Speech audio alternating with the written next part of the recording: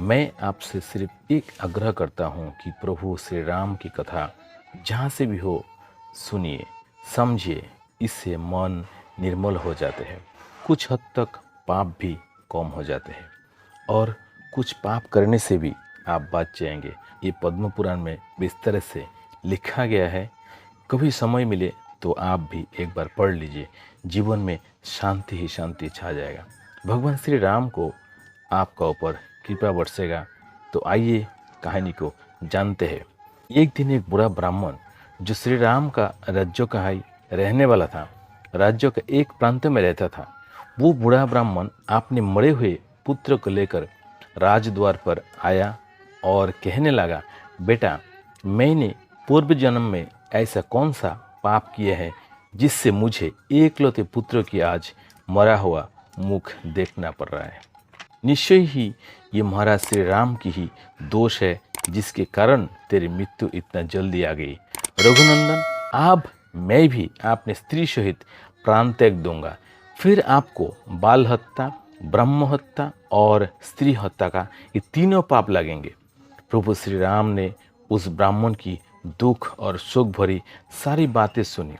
फिर उसे चुप कराकर महर्षि वशिष्ठ जी से पूछा, गुरुदेव, ऐसी परिस्थिति में अभी मुझे क्या करना चाहिए और इस ब्राह्मण की कही हुई बात सुनकर मैं कैसे अपना दोष से मुक्ति पाऊं और कैसे इस बालक को जीवन दान दूं।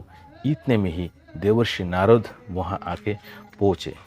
देवर्षि नारद महाराज श्री राम से बोले, रघुनंदन, इस बालक की जिस प्रकार अकाल मृत्यु हुई है उसका कारण बताता हूँ आपको मैं, आप सुनिए।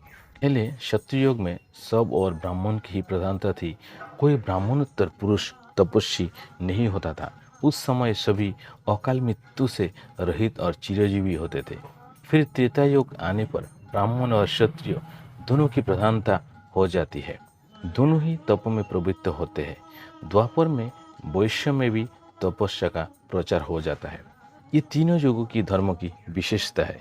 इन तीनों युगों में शूद्र जाति का मनुष्य तपस्या नहीं कर सकता। केवल कलियुग में शूद्र जाति को भी तपस्या का अधिकार होगा।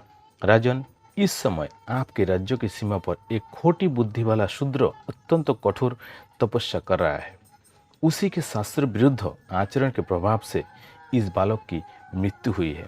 राजा के राज्य या नगर में जो भी कोई भी अधर्म अथवा अनुचित कर्म करता है उसका पाप का चतुर्थांश राजा के हिस्से में आता है। अतः पुरुष श्रेष्ठ, आप अपने राज्य में घूमिए और जहाँ कहीं भी पाप होता दिखाई दे उसे रोकने का प्रयत्न कीजिए। ऐसा करने से आपके धर्म, बल और आयु की वृद्धि होगी, साथ ही ये बालक भी जी उठेगा। नारद जी की इस कथन पर श्री रघुनाथ जी को बड़ा आश्चर्य हुआ। श्री राम जी अत्यंत हर्ष में लक्ष्मण से बोले, लक्ष्मण, उस श्रेष्ठ ब्राह्मण को सांत्वना दो और उस बालक के शरीर को तेल से भरे नाव में रखवा दो, जिस प्रकार उस निरपराध बालक के शरीर की रक्षा हो सके। लक्ष्मण को इस प्रकार आदेश देकर भगवान श्री राम ने पुष्पक विमान का स्मरण किया।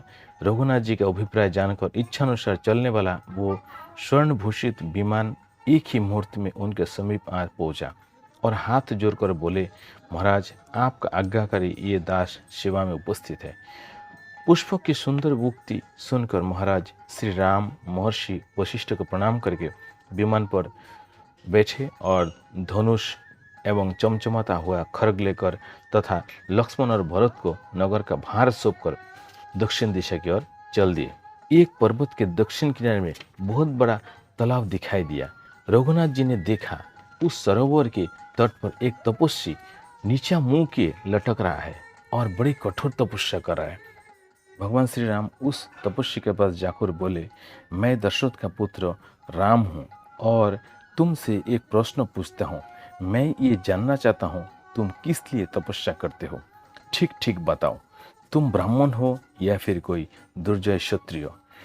तुम्हारा भाव देखकर मुझे ऐसा जान पड़ता है तुम असुरी हो, तथा मुझे ऐसा प्रतीत होता है कि तुम ब्राह्मण नहीं हो सकते हो।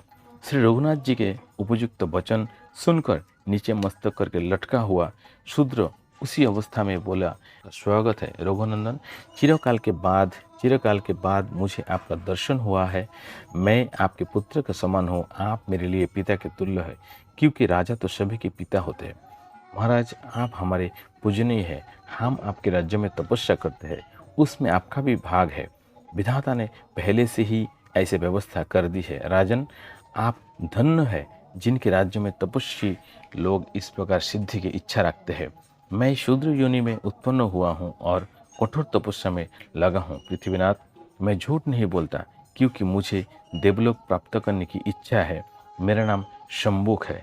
वो इस प्रकार बातें कर ही रहा था कि श्री रघुनाथ जी ने चमचमाती हुई तलवार निकाली और उसका मस्तक धड़ से अलग कर दिया। उस शूद्र के मारे जाने पर इंद्र और अग्नि आदि देवता साधु साधु कहकर बारंबार श्री रघुनाथ जी की प्रशंसा करने लगे। आकाश से श्री रामचंद्र के ऊपर वायु देवता के छोड़े हुए दिव्य फूलों की सुगंधी भरी वृष्टि होने लगे। जिस क्षण ये शूद्र मारा गया, ठीक उसी समय वो बालक भी जी उठा। ये थी आज की कहानी।